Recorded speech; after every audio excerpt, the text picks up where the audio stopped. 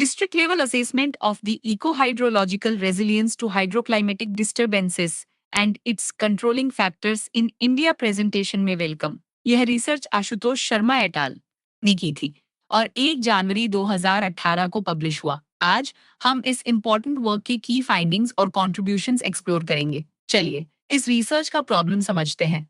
हॉलिंग 1973 द्वारा इंट्रोड्यूस किया गया रेजिलियंस का कॉन्सेप्ट पिछले कुछ डेकेड्स में काफी इंपॉर्टेंट हो गया है। रेजिलियंस को डिफाइन किया जाता है एक सिस्टम की एबिलिटी के तौर पर डिस्टरबेंस के टाइम पर भी अपने स्ट्रक्चर और बिहेवियर पैटर्न्स मेंटेन रखने की।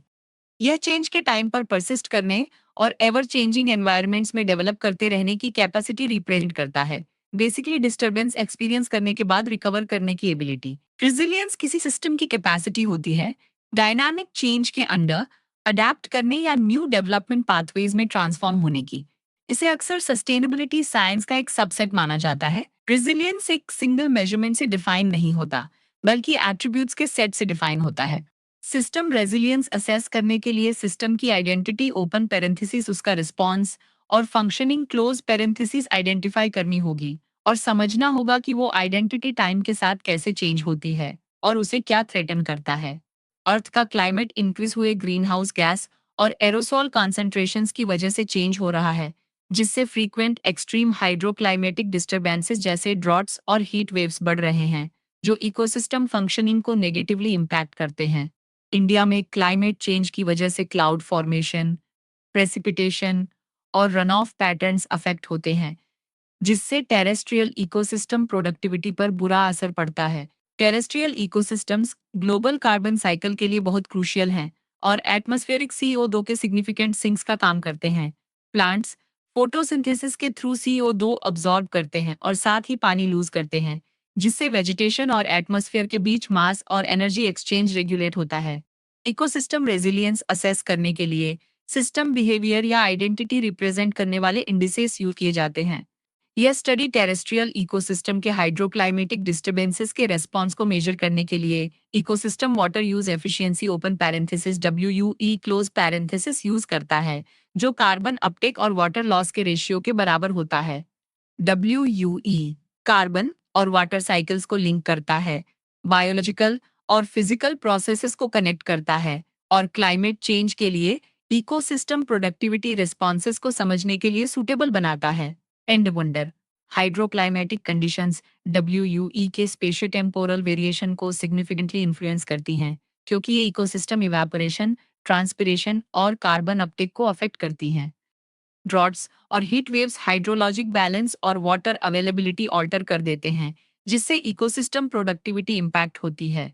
WUE को हाइड्रोक्लाइमेटिक डिस्टर्बेंसेस के लिए इकोसिस्टम रिस्पांस एसेस करने के लिए वाइडली यूज किया गया है। रीसेंट स्टडीज में ग्लोबल और रीजनल स्केल्स पर ड्रॉट के रिस्पांस को इन्वेस्टिगेट किया गया है। हाउएवर अलग-अलग बायोम्स में ड्रॉट के WUE रिस्पॉन्सेज वेरी करते हैं।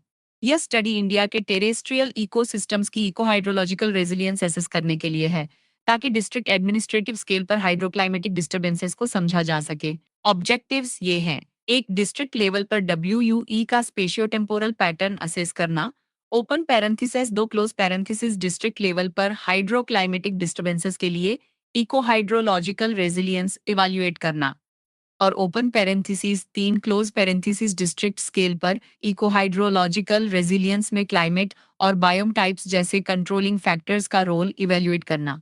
इंडिया में ग्राउंड मेजरमेंट्स और एडी कोवेरियंस साइट्स की कमी की वजह से नासा के अर्थ ऑब्जर्वेशन सिस्टम के remote sensing based NPPMOD 17A3 और ETMOD 16A3 प्रोडक्ट्स यूज किए गए। ये स्टडी इंडिया के डिस्ट्रिक्ट और स्टेट लेवल्स पर कंडक्ट की गई थी। 30 स्टेट्स और यूनियन टेरिटरीज के टोटल 634 डिस्ट्रिक्ट्स कंसिडर किए गए, जिनमें वो डिस्ट्रिक्ट्स नहीं थे जिनका मूडीज डेटा सफिशिएंट नहीं था या आइलैंड टेरिटरीज नहीं थे। नासा के अर्थ ऑब्जर्वेशन सिस्टम के 2000 से 2014 तक के 1 किलोमीटर रेजोल्यूशन वाले annual MOD 17A3 net primary productivity NPP और MOD 16A3 evapotranspiration ET products use किए गए। MOD 17 algorithm radiation use efficiency procedure पर बेस्ड है, जो वेजिटेशन प्रोडक्टिविटी को absorb photosynthetically active radiation open parenthesis APAR close parenthesis से relate करता है। MOD 16 algorithm Penman Monteith equation पर बेस्ड एक इम्प्रूव्ड ईटी एल्गोरिदम यूज करता है, जिसमें मोडिस के सरफेस बायोफिजिकल वेरिएबल्स इनकॉर्पोरेट किए गए हैं।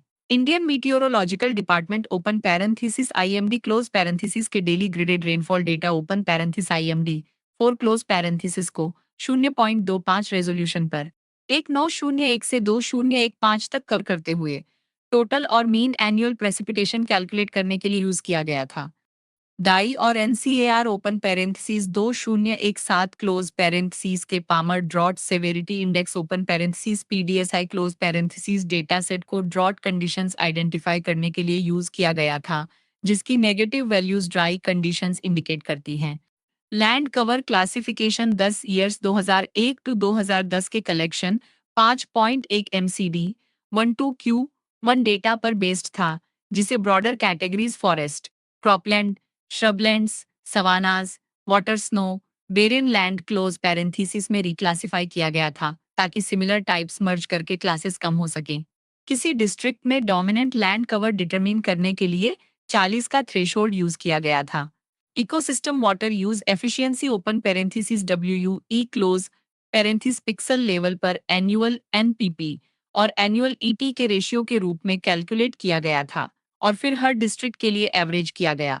हर डिस्ट्रिक्ट के लिए 15 UIAR एनुअल WUE का एवरेज लेकर mean annual WUE open parenthesis WUM close parenthesis calculate किया गया। WUE को इंडिकेटर बनाकर रेजिलियंस एनालिसिस परफॉर्म किया गया। हर डिस्ट्रिक्ट का ड्राइएस्ट ईयर एनुअल प्रेसिपिटेशन के बेस पर आइडेंटिफाई किया गया था। ड्रॉट कंडीशंस को PDSI यूज करके वैलिडेट किया गया। Resilience index open parenthesis rod close parenthesis को driest year open parenthesis WUE close parenthesis में WUE के रेशियो के mean annual WUE open parenthesis WUEM close parenthesis के रेशियो के रूप में डिफाइन किया गया था। आर्ड ग्रेटर देन और इक्वल टू यूनिटी वाले डिस्ट्रिक्ट्स को रेजिलियंट माना गया।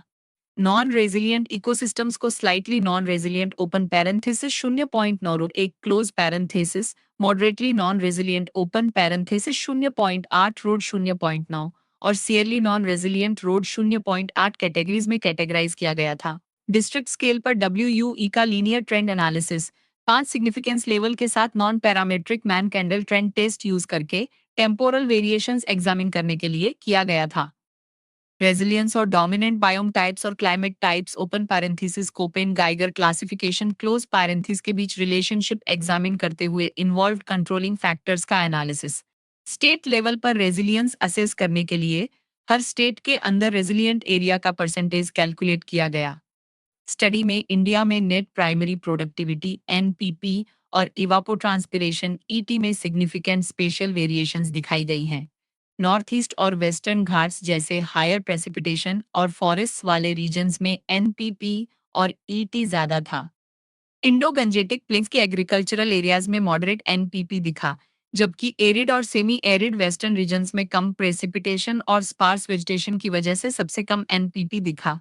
लोअर हिमालयन रीजन्स में मॉडरेट NPP था, लेकिन लोअर ET था। Ecosystem water use efficiency open parenthesis WUE close parenthesis में सब्सटेंशियल स्पेशल वेरिएशन दिखा। नॉर्थ ईस्ट और लोअर हिमालयन रीजन्स में हायर वैल्यूज ऑब्जर्व किए गए, जो फॉरेस्ट में हायर NPP की वजह से है। हायर NPP होने के बावजूद हाई ET रेट्स की वजह से वेस्टर्न घाट्स WUE कम था। लीनियर ट्रेंड एनालिसिस से पता चला है कि सेंट्रल इंडिया में WUE में सिग्निफिकेंट इंक्रीजिंग ट्रेंड है और लोअर हिमालयन रीजन्स में डिक्रीजिंग ट्रेंड है, जिनका WUE जनरली ज्यादा था। लगभग 68 डिस्ट्रिक्ट्स का WUE ट्रेंड इंक्रीज हुआ है और सिर्फ 22 स्टैटिस्टिकली सिग्निफिकेंट हैं। फॉरेस्ट डोमिनेटेड डिस्ट्रिक्ट्स में हाईएस्ट मीन एनुअल WUE रहा, उसके बाद क्रॉपलैंड और ग्रासलैंड में। ड्रोट कंडीशंस के एनालिसिस से पता चला कि ज्यादातर डिस्ट्रिक्ट्स ओपन पैरेंथेसिस लगभग 94.64 क्लोज पैरेंथेसिस में उनके रिस्पेक्टिव ड्राइएस्ट ईयर्स में ड्रोट PDSI -1 रहा। स्टडी किए गए 634 डिस्ट्रिक्ट्स में से सिर्फ 241 लगभग 38 ही ड्राई कंडीशंस के लिए रेजिलियंट पाए गए, जिनका WUE मेंटेन या इंक्रीज हुआ। बाकी 62 को नॉन रेजिलियंट क्लासिफाई किया गया, जिनमें से काफी पोर्शंस मॉडरेटली या सिवियरली नॉन रेजिलियंट थे। नॉर्थ ईस्ट और नॉर्थ इंडिया के डिस्ट्रिक्ट्स जनरली ज्यादा रेजिलियंट थे, जबकि वेस्ट के एरिड रीजन्स नॉन रेजिलियंट थे। Forest dominated districts other biome types के कंपेयर में ज्यादा रेजिलियंट थे, 50 से ज्यादा डिस्ट्रिक्ट्स में 40 से ज्यादा फॉरेस्ट कवर था। टेम्परेट क्लाइमेट्स वाले डिस्ट्रिक्ट्स में भी रेजिलियंस का टेंडेंसी ज्यादा था। स्टेट लेवल पर 30 स्टेट्स और यूनियन टेरिटरीज में से सिर्फ 10 में ही 50 से ज्यादा रेजिलियंट एरियाज थे। सिक्किम में 100 रेजिलियंट एरिया था और राजस्थान और छत्तीसगढ़ में 0 रेजिलियंट एरिया था। यह स्टडी इंडिया के टेरेस्ट्रियल इकोसिस्टम्स की डाइवर्स इको हाइड्रोलॉजिकल रेजिलियंस को हाईलाइट करती है, जो क्लाइमेट और बायोम टाइप्स में सिग्निफिकेंट स्पेशियल वेरिएशन से इन्फ्लुएंस्ड है।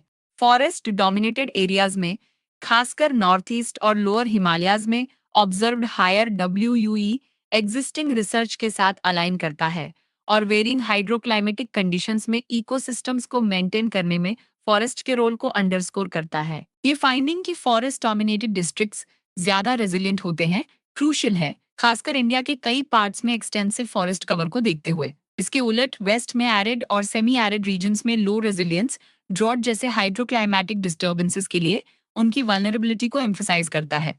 एक ही डिस्ट्रिक्ट में मल्टीपल वेजिटेशन टाइप्स होने से बायोम टाइप के बेस्ड सिर्फ रेजिलियंस इंटरप्रेट करना कॉम्प्लेक्स हो जाता है और सजेस्ट करता है कि डिस्ट्रिक्ट लेवल रेजिलियंस एक कंबाइंड रेस्पॉन्स रिफ्लेक्ट करता है। टेम्परेट क्लाइमेट डिस्ट्रिक्ट्स ज्यादा रेजिलिएंट होते हैं। यह ऑब्जर्वेशन एक्सपेक्टेशंस के साथ अलाइन करता है, क्योंकि इन रीजन्स में इनहेरेंट अडेप्टिव कैपेसिटीज हो सकती हैं। स्टेट्स में रेजिलिएंट एरिया का डिस्पैरिटी रीजनल वल्नरेबिलिटीज को दिखाता है और टेलर्ड मैनेजमेंट स्ट्रेटेजीज की जरूरत को भी। इंडिया का ऑनगोइंग इकोनॉमिक डेवलपमेंट और इंफ्रास्ट्रक्चर एक्सपेंशन क्लाइमेट चेंज की वजह से एक्सट्रीम हाइड्रोक्लाइमेटिक इवेंट्स की इंक्रीजिंग फ्रीक्वेंसी के साथ टेरेस्ट्रियल इकोसिस्टम्स पर बहुत प्रेशर डाल रहा है। ड्राई कंडीशंस में प्राइमरी प्रोडक्टिविटी में रिडक्शन होने से फूड सिक्योरिटी इश्यूज और बढ़ सकते हैं, क्योंकि ग्रोइंग पॉपुलेशन और फूड डिमांड है। स्टडी का रिमोट सेंसिंग डेटा पर रिलायंस लार्ज स्केल असेसमेंट्स के लिए वैल्यूएबल है, लेकिन ग्राउंड वैलिडेशन की एब्सेंस की वजह से लिमिटेड है, जिसे ऑथर्स एक्नॉलेज करते हैं। फाइंडिंग्स सजेस्ट करते हैं कि कुछ फैक्टर्स जैसे फॉरेस्ट कवर और टेम्परेट क्लाइमेट्स हाई रेजिलियंस से एसोसिएटेड हैं, लेकिन अदर इको हाइड्रोलॉजिकल प्रोसेसेस भी रोल प्ले करते हैं, जिससे पता चलता है कि इन कंट्रोलिंग फैक्टर्स को फुली इल्यूसिडेट करने के लिए फर्दर रिसर्च की जरूरत है। इस स्टडी ने डिस्ट्रिक्ट लेवल पर इंडिया के टेरेस्ट्रियल इकोसिस्टम्स की इको हाइड्रोलॉजिकल रेजिलियंस को सक्सेसफुली असेस किया, जिसमें ecosystem water use efficiency WUE एक की इंडिकेटर के तौर पर यूज हुआ। इंडिया में net primary productivity NPP, इवापोट्रांसपिरेशन ET और WUE में सिग्निफिकेंट स्पेशल वेरिएशंस ऑब्जर्व किए गए, जिनके पैटर्न्स क्लाइमेट और बायोम टाइप से लिंक थे। नोट करने वाली बात यह है कि लोअर हिमालयन रीजन्स में WUE ज्यादा था, जबकि एरिड वेस्टर्न रीजन्स में सबसे कम था।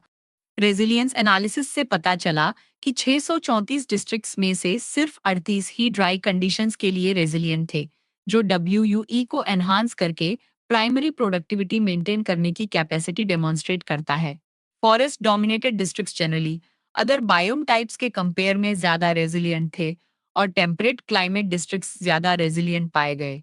स्टेट लेवल पर 30 स्टेट्स और यूनियन टेरिटरीज में से सिर्फ 10 में ही 50 से ज्यादा रेजिलियंट एरिया थे, जो इकोसिस्टम वल्नरेबिलिटी में सिग्निफिकेंट रीजनल डिस्पैरिटीज को हाईलाइट करता है। ये फाइंडिंग्स इंक्रीजिंग हाइड्रोक्लाइमेटिक डिस्टर्बेंसेस और ऑनगोइंग क्लाइमेट चेंज की चैलेंजेस को एड्रेस करने के लिए इम्प्रूव्ड इकोसिस्टम मैनेजमेंट पॉलिसीज की क्रिटिकल नीड को हाईलाइट करते हैं। यह स्टडी इंडिया के टेरेस्ट्रियल इकोसिस्टम्स की रेजिलियंस बढ़ाने के लिए इकोसिस्टम मैनेजमेंट और पॉलिसी डिसीजंस लेने में वैल्यूबल स्पेशल इंफॉर्मेशन प्रोवाइड करती है।